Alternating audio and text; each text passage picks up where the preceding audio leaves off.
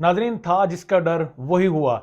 यानी पीडीएम एक मर्तबा फिर लुट गई, पिट गई। पीडीएम वो जिस तरह से आपको मरियम औरंगजेब अक्सर कहती हुई नजर आती हैं कि रोएं पिटें चीखें, सेम यही सिचुएशन इस वक्त पीडीएम के साथ हुई है। क्योंकि पीडीएम के हाथ से पहले ही पंजाब जा चुका था, लेकिन एक मर्तबा फिर से इमरान खान ने अगला पत्ता खेलते हुए पंजाब में असम्बलियां डिसॉल्व करने के लिए वजीर आला परवेज इलाही से समरी अरसाल करवाई है गवर्नर ऑफ पंजाब को।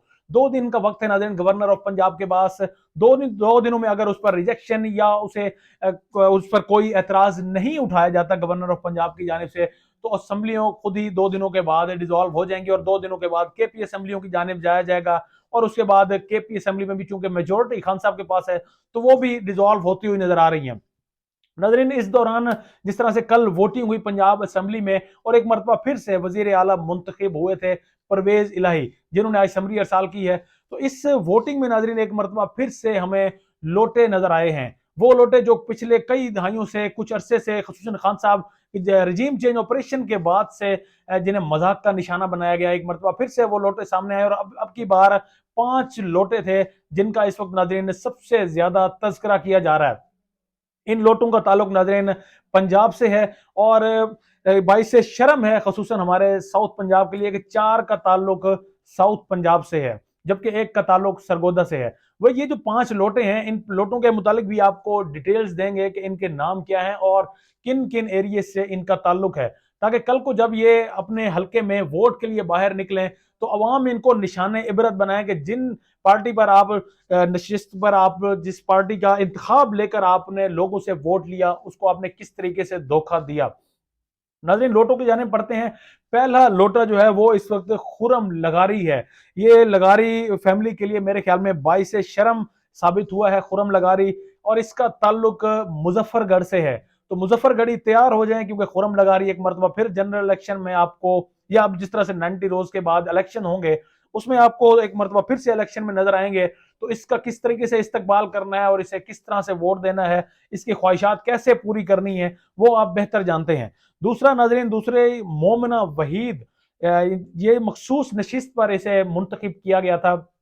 यानी अब यूं कह सकते हैं कि पीटीआई की जानिब से भीख के तौर पर इन्हें सीट दी गई थी। जिस तरीके से पीएमएलएन ने सीट दी है हिना परवेज भट्ट को, सेम इसी तरीके से मोमना वहीद को सीट दी गई मखसूस नशिस्त पर। खवातीन का मखसूस कोटा होता है असेंबली में, उस पर इन्हें नशिस्त दी गई थी। तो इन्होंने भी पाकिस्तान तहरीक इंसाफ के लिए ये भी बाइस शर्म साबित हुई है मोमना वहीद, और इनका भी आजकल खासा चर्चा इस वक्त हमें नजर आ रहा है। खसूसन पीटीआई के सपोर्टर्स इन पर खूब तपे हुए नजर आते हैं।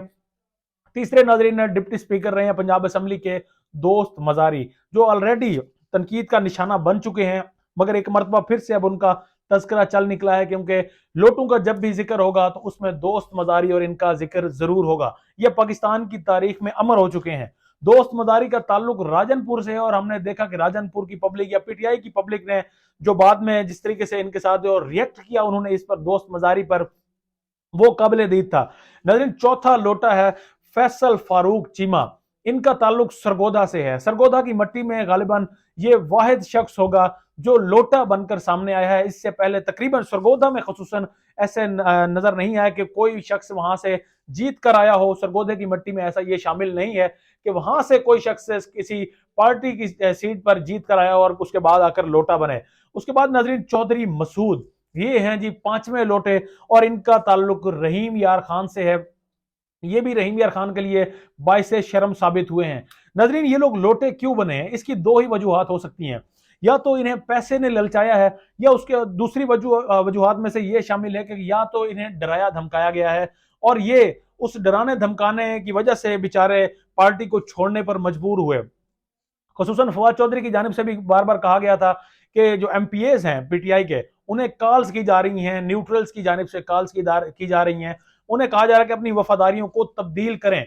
और एक जरदारी सबसे यारी, वो भी आपने बयानिया सुना होगा, वो भी बयानिया इसमें खूब हमें सरगर्म नजर आया है। लेकिन उसके बावजूद, इन 5 लोटों के बावजूद, इस वक्त भी हुकूमत पंजाब में पीटीआई की है, और वो हुकूमत यानी परवेज इलाही असेंबलियों को डिसॉल्व करने की जानिब जा रहे हैं। तो अब इन लोटों का क्या करना है, इन लोटों का किस तरीके से हशर करना है? शायद मेरे ख्याल में इन लोटों का वही हशर होगा जो इससे पहले जिमनी इंतखाबात जो पंजाब में हुए थे उनमें लोटों के साथ किया गया। खुसूसन लाहौर से 3 नशिस्तें पाकिस्तान तहरीक इंसाफ ने जीती थी। और नाजरीन, जहां जहां लोटा उम्मीदवार था, वहीं वहीं लोटे को लोगों ने इबरतनाक शिकस्त दी है। नाजरीन, मेरे अपने हल्के लिया में भी एक लोटा, वो भी हमारे लिए बाइस से शर्म साबित हुआ था, वो भी लोटा बना था और उसे तकरीबन पीटीआई के मेंबर ने 20 से 21 हजार वोटों की लीड से शिकस्त दी है। लोगों को शदीद गुस्सा था उस लोटे पर। लोग शायद नजरीन वो पार्टी यानी नून लीग की सीट पर बाद में इलेक्शन कंटेस्ट कर लेता, पीटीआई को अस्तीफा पेश करके इलेक्शन कंटेस्ट कर लेता, तो लोगों में इतना जबरदस्त रिएक्शन नजर ना आता। लेकिन इन लोगों ने नजरीन पीटीआई के नाम पर वोट लिए, पीटीआई के नाम पर वोट लेकर ये लोग असेंबलियों में पहुंचे और वहां पर जाकर इन्होंने पैसे के एवज अपनी वफादारियां तब्दील की। और यही वजह है जो लोगों के गुस्से का बाइस बनी है। इसी वजह से इन लोगों को अब लोग तकरीबन इन यानी 5 लोग ये हैं जिस तरीके से जो लोग भी लोटे बने हैं उन्हें लोग निशाने इबरत बना रहे हैं।